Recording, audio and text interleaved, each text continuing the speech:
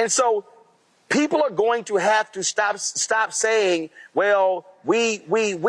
No, folk are going to have to own that thing and saying, what I ignored. And I fundamentally believe that the problem that Democrats have today is that too many of them ignored what was happening on the state level over the last 10 to 15 years, and they were only focused on national elections, and Republicans played the long game and said, hey, all power is not in Washington, D.C., it's also in state capitals.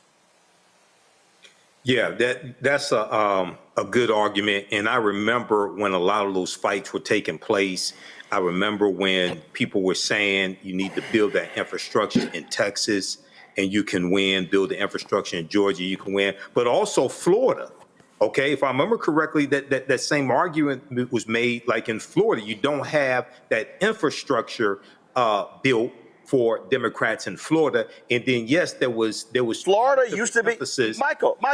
Let's not run past that. Florida used to be a competitive state. It was a purple state, and the reality is the lack of leadership. And again, I just need people to just be honest.